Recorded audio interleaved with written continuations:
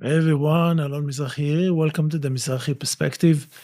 This is such an interesting time and an interesting day. I'm going to break down what's happening with Trump's decision, with the situation in Israel.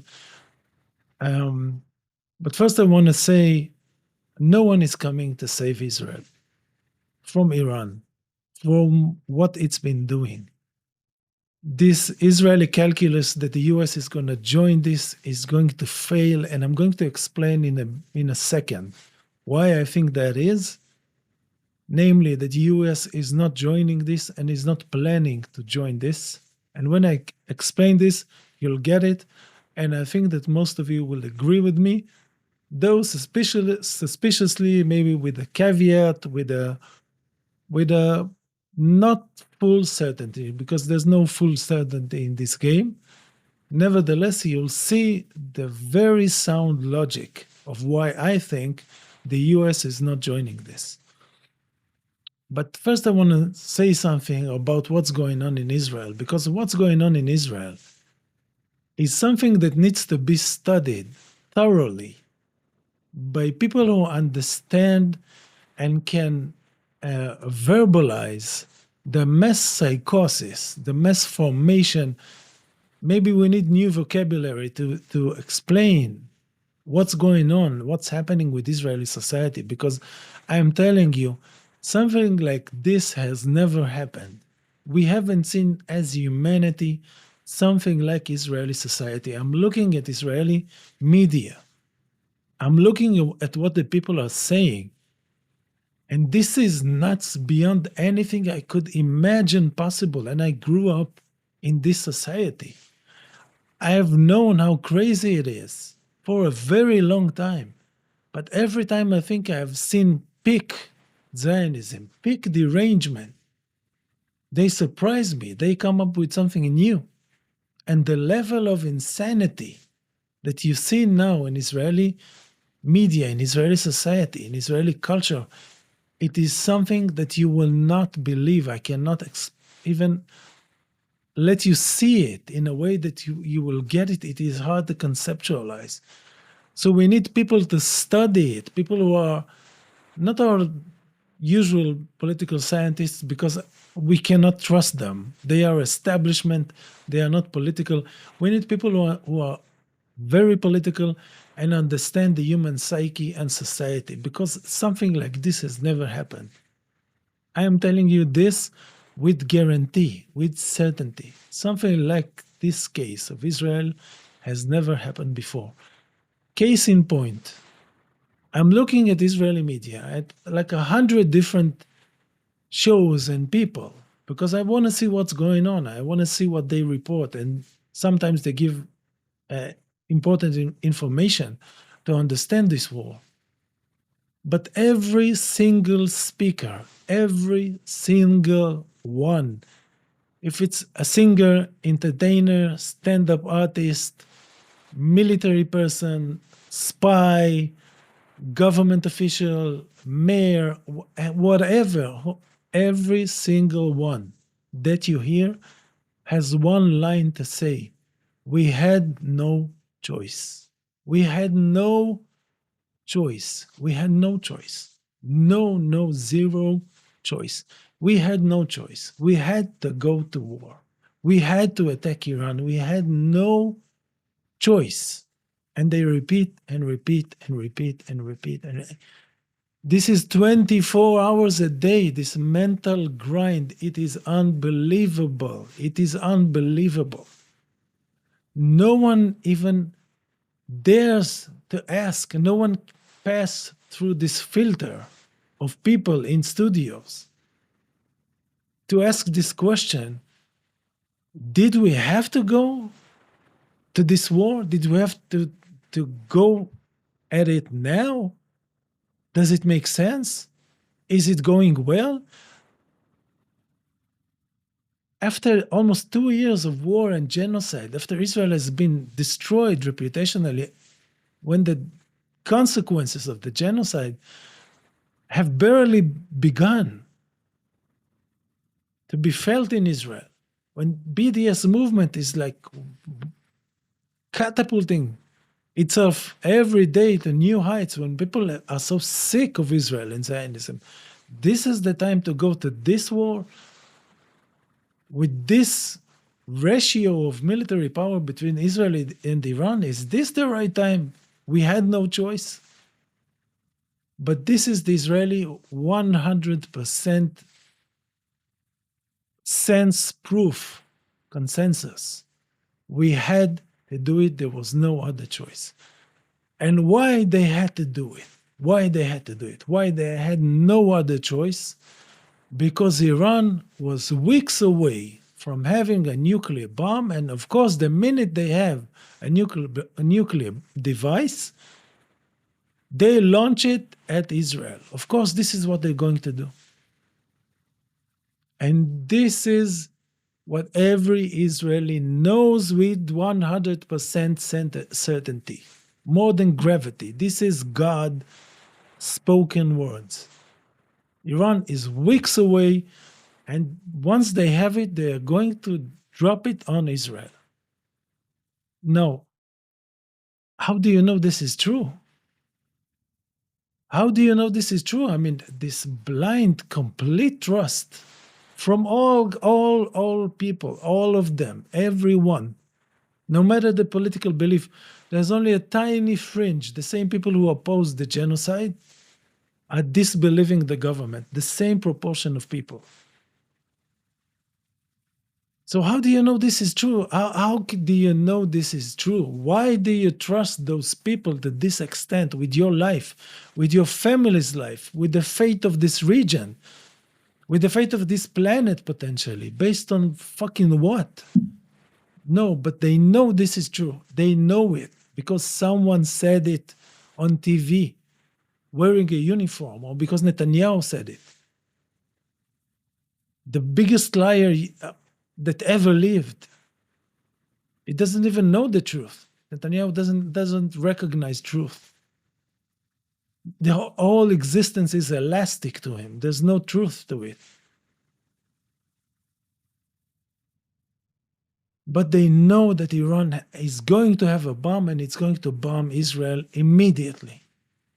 And they know it's true. And this is part of the psychosis I'm talking about. What are you even talking about? What is this? But the other question, and this is where it gets interesting for more people, from a wider perspective, why would Iran use a nuclear bomb against Israel? Why would they do it when they know that Israel has nuclear weapons of its own? And when Israel is backed, followed, worshipped, adored, admired, deified by the US and the UK and France, who have thousands of nuclear warheads to erase Iran from existence if it did something like this. So why would Iran do something like this? Why would Iran do something like this? Why does Iran having nuclear weapons is such an international cause for alarm? No one told us that. I mean, can Iran? And they tell us that Netanyahu actually says this. They are going to bomb Tel Aviv, and after Tel Aviv, it's New York. So Iran will go to nuclear war with the US, knowing full well that they will be completely eradicated and deservedly eradicated in this case. Because if Iran does attack the US with nuclear weapons, the US has no choice but to attack them back with nuclear weapons. But don't the Iranians know that? Well, of course they do. And this is where the insane, rabid racism plays into this whole thing. And this is said explicitly in Israel, but maybe less, it's only implied in other Western countries. They are telling us, and this is something that, again, every Israeli knows. They know it. Iran doesn't care if they all die as long as they destroyed Israel. They don't care because they are crazy religious fanatics and they don't care if all of them die as long as Israel gets destroyed. What can you say about something this deranged? What can you say about something like this? People who say stuff like this needs to be locked away from society because they are a danger to all of us. They should not be trusted with states and governments and armies. These people are dangerous to humanity. Israel is a danger to humanity because it is spreading this kind of insanity, telling the whole world that once Iran has nuclear weapons, it's going to bomb Israel and get annihilated, but they don't care because they are crazy religious. But if Iran doesn't care to get annihilated to destroy Israel, why isn't it destroying Israel with the 5,000 missile barrage in one day? What have they done in their existence to suggest something this crazy? I mean, have we ever heard of something like this? Have we ever heard of a country, of a culture that said, we don't care if all of us die as long as we destroy another country or another culture? Has anyone ever heard of something like this? Give me one example in all of history. But somehow, when it comes to Israel, all of humanity seems to be insane. This is the political picture. This is the map of humanity. When it comes to Israel and Jews, everyone is insane. Everyone is an anti-Semite. They can be a teacher from Alabama or from Berlin. They can be a lawyer, accountant, painter, movie director, bus driver. They can be normal in many other respects, but when it comes to Jews in Israel, they become insane and filled with hate and become crazy, and we have to fight them. And no other culture has been, I don't know, shown, documented to destroy itself completely and risk total annihilation to destroy another culture. But when it comes to Israel, cultures somehow decide to behave like this.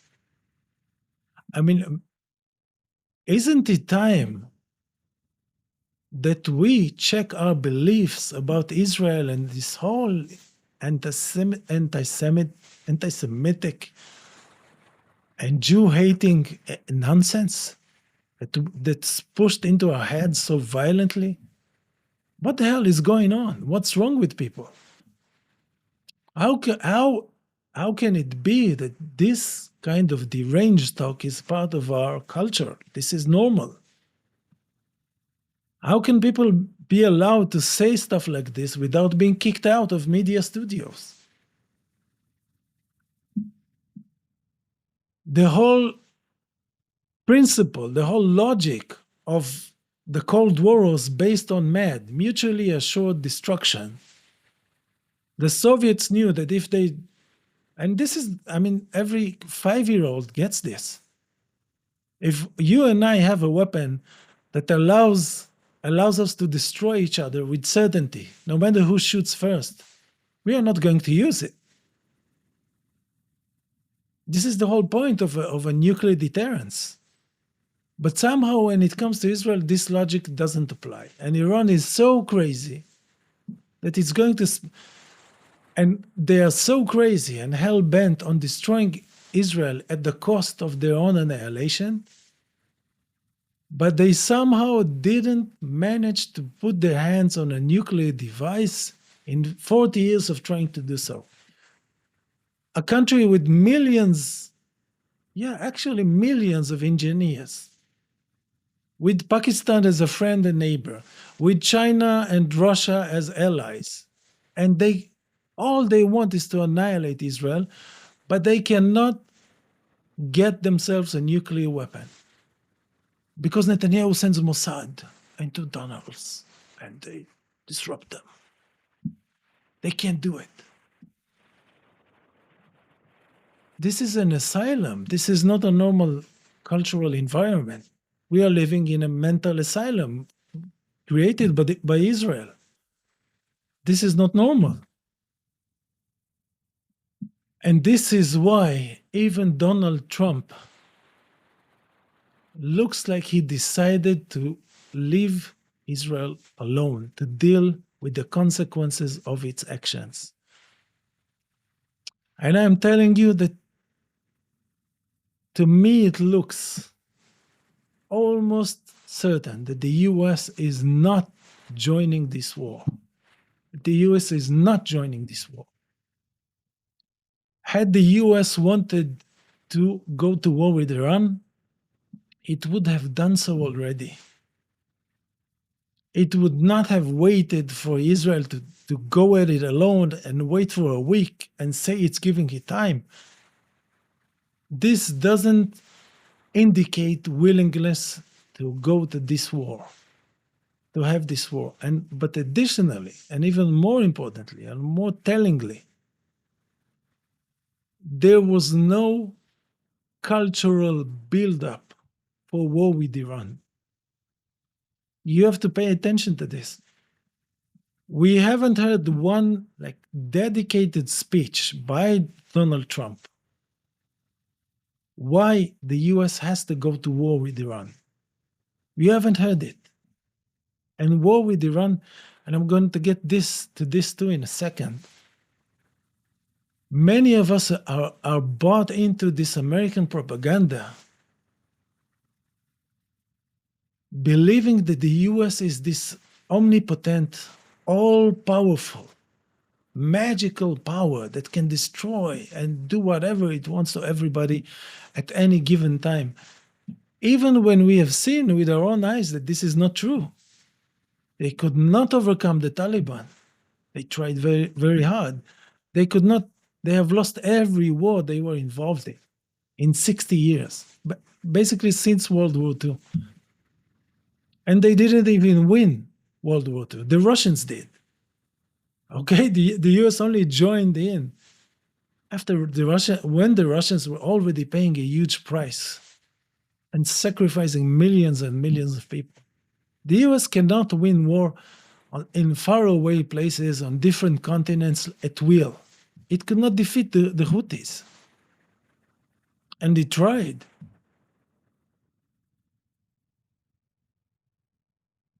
And I'm saying this because going to war with Iran, and there was a time when I was sure that this is what Trump was going to do, because I believe this was the deal between Netanyahu and Trump and leading Democrats. I spoke about this before. I was sure that the US was going to pursue this.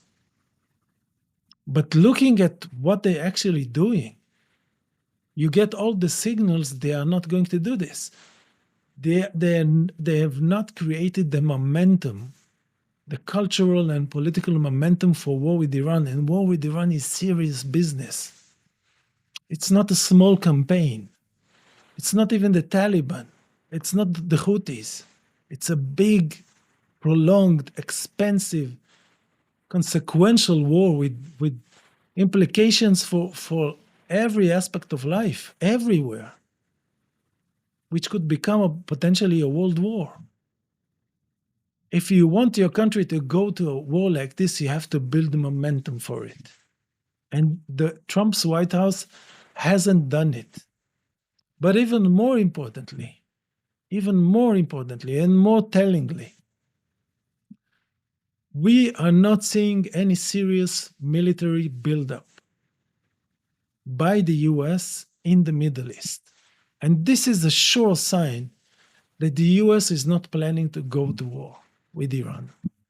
To go to war with Iran, US needs at least 1 more million people in active service right now, already when they want to go and have a war with Iran. The US has 40,000, 50,000 troops in the Middle East in various bases.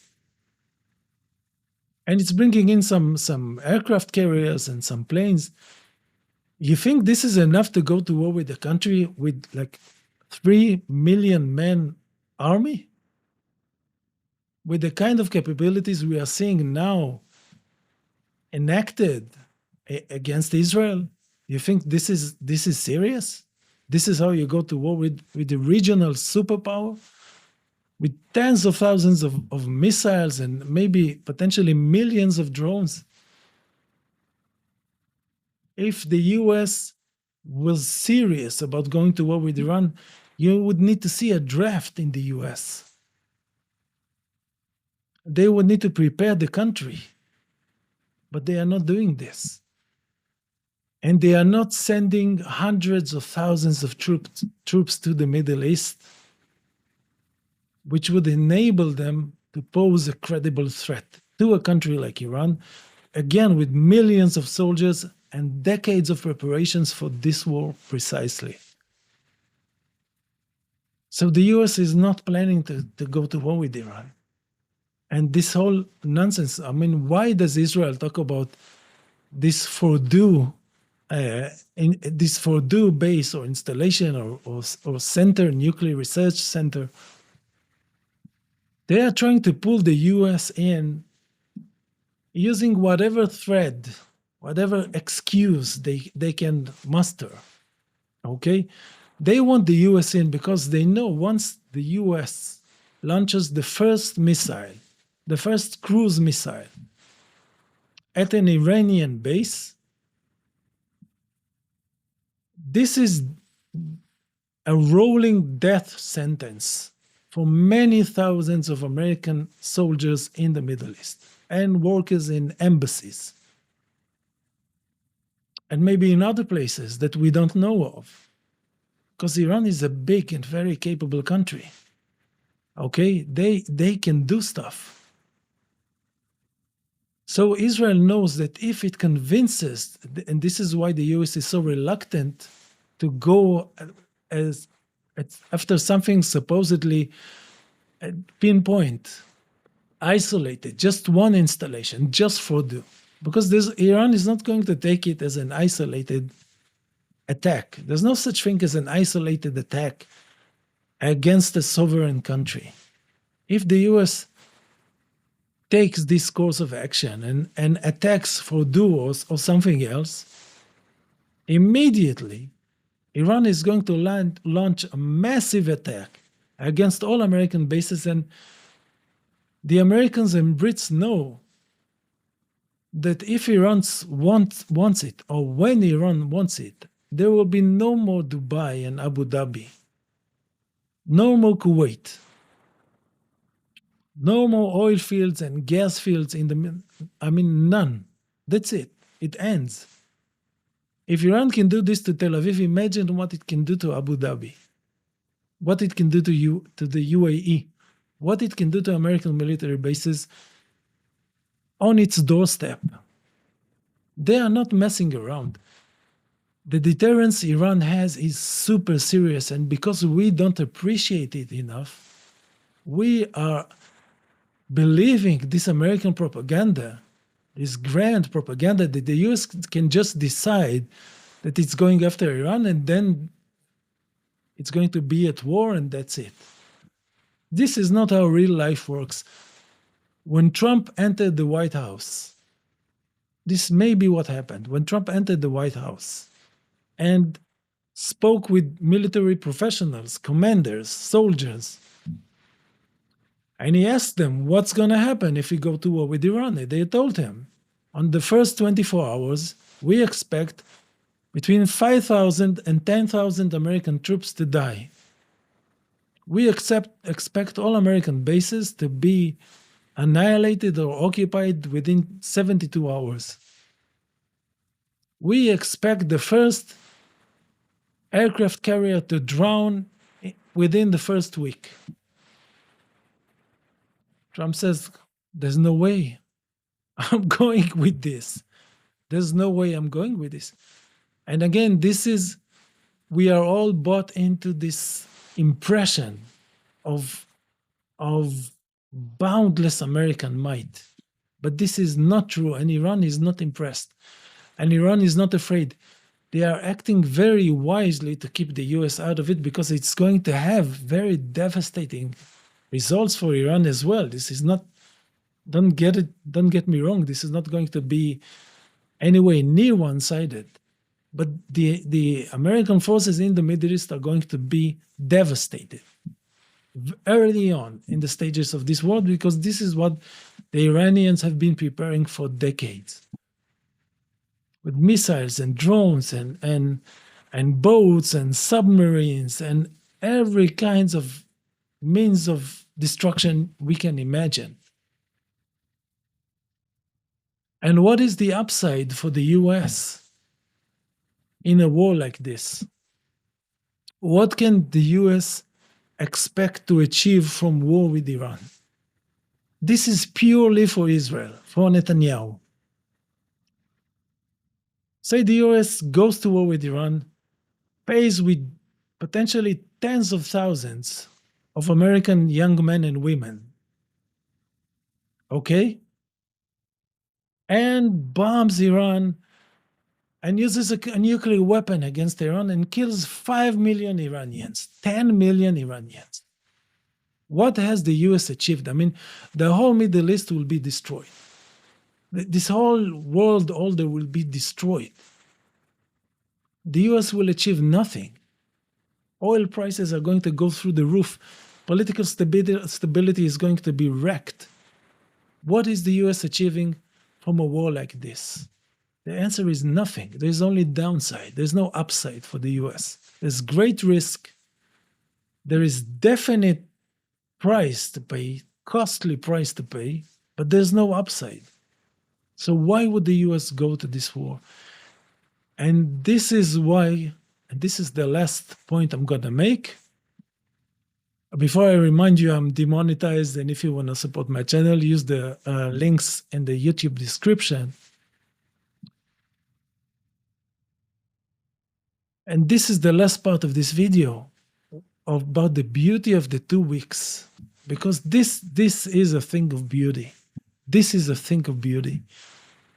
What Trump is doing with the 2 weeks, first of all, again, people are saying he's deceiving the Iranians, but first, no one can deceive the Iranians. The Iranians have eyes on the ground, eyes in the sky. They have China and Russia listening and eavesdropping and analyzing every movement across every relevant piece of this planet. No one is fooling them. No surprise, American surprise attack is going to reach them. This is nonsense. They are not going to be surprised. But when Trump says he's giving this 2 weeks, I don't believe he's bluffing. Because again, realize it's not just the Iranians in the pictures. In the picture, there's also the American people. So he would be perceived as bluffing or fooling the American people and tricking them into this huge, expensive war. How would this make him look? It wouldn't make it's a terrible thing to do as a leader.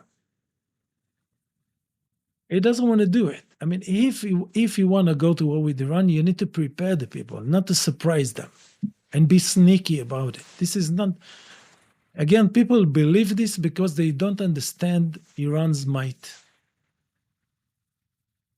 You think that Iran is fragile and vulnerable and can be toppled.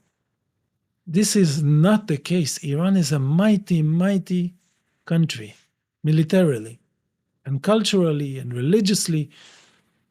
They are not a pushover. Even if the US decides to exert its full force against them, this is going to be one hell of a bloody war, and the results are far from predictable.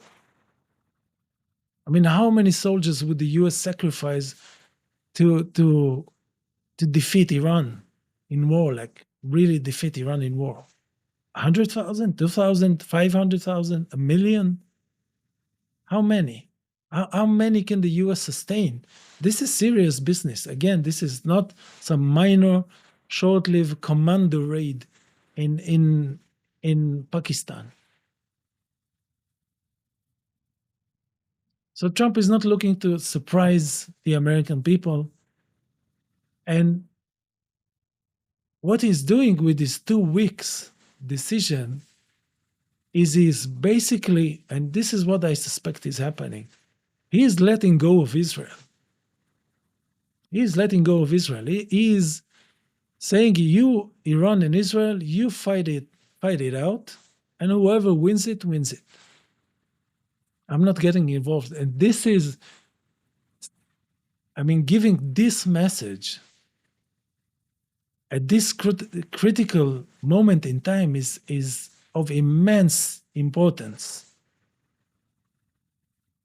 Trump is telling Israel, if you can achieve something in 2 weeks, try. But he's also telling Iran, if you can fuck up Israel in a very convincing way in a couple of weeks, you've won this. You've won this. And this 2 weeks period, which I think is real, and I don't think the US, and I'm going to look so funny if while I'm recording this video, the US is launching its war against Iran, but I don't think this is going to happen.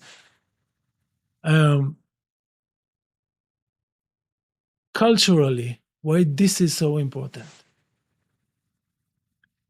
We are seeing now in the US, and this is very different from 2003. Back then, you hardly heard opposition to what the government was planning. This is the momentum I was talking about. The political setup, the cultural setup, the influence of 9/11 was such that it allowed the US government and George W. Bush to create the impression that the war was inevitable, and everybody went along with it. You didn't hear dissent. Almost no dissent was heard in the US to this war. Publicly, politically, culturally, it was very extremely rare, but now it's not the same. Now we hear big media figures and politicians in Congress, in Senate, big names saying, no, we don't want to go to this war. And this gives me a strong indication that the US is not ready to go to war.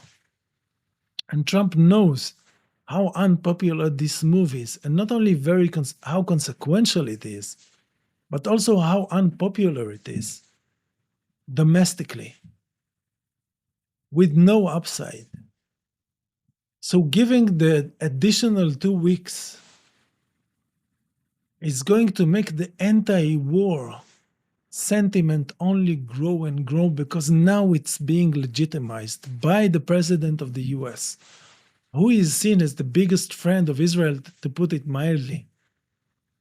And he is legitimizing this anti-war and very much anti-Israel discourse with his stamp of approval. He's not rushing in to save Israel and do its bidding. So now the anti-war camp in the US has time, precious time, to build more momentum, to bring in more people, to have demonstrations, to have a public display of displeasure, of discontent with this potential move.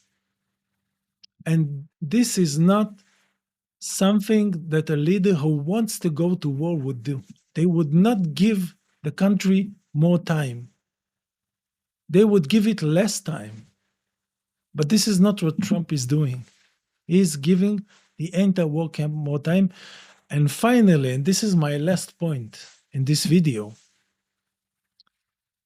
why this is so significant, this 2 weeks decision. This is Trump telling the world. Trump is telling the American people, but not only the American people. Trump is the strongest figure in the entire West. Okay? And he's telling all of us, Zionists can be said no to. Zionists can be constrained and contained. And this is vital. This is a vital message.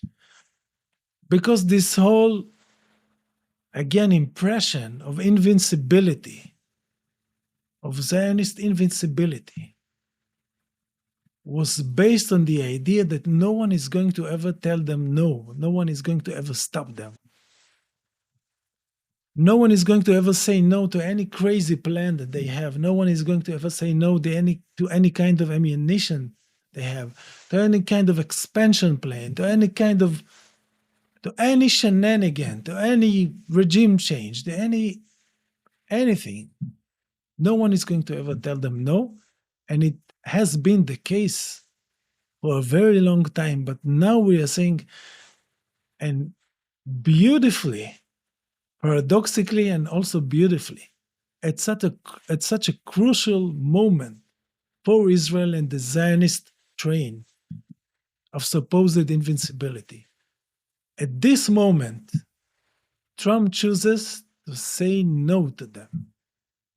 And again, this is not scientifically sealed and guaranteed that the US is not going to join this. Although, as I explained, it seems very unlikely that it's going to join this at this point. And generally, because there's no draft, there's not enough soldiers, American soldiers and British soldiers and French soldiers and German soldiers in the Middle East to even give them a standing chance in a war like this. So they're not going to go on a suicide mission just to please Netanyahu. If you go to war, you at least try to win it. And this is not how you even try to win it. But when Trump is saying no to Israel, it's such a crucial moment, and giving the anti-war movement time and space and legitimacy. This is epic. This is so important. And this is why I believe that no one is coming to save Israel, and basically that it is fucked because Trump knows, just like Yahya Sinwar knew, that Israel cannot control itself. Trump knows that Israel is not going to say, wait a minute, if the Americans are not joining this, maybe we should reconsider. Trump knows they are not going to say this. And just today, the Israeli chief of staff said, we need to be ready for a prolonged campaign. So the Israelis are going to try, and Trump knows this, just like Sinwar knew it, that the Israelis are going to keep on escalating, which is going to anger the Iranians more and more into fiercer and fiercer retaliation. And if the Iranians get a sense that the US is not going to join this, they are going to feel a lot freer to operate against Israel. Because they don't want the US to be involved in this. They don't need this mega war. And this is why I think they were wise in their strategic patience initially. They didn't panic. They didn't shut the Strait of Hormuz. They didn't bomb American bases. They didn't harm one non-Israeli soldier. And they were wise for doing this, because they don't want them involved. But if they feel that the US is staying out of it, then all they have to do is give Israel a crushing defeat, a crushing military defeat. And I think that this is what's coming. I think and I feel that this is what's coming.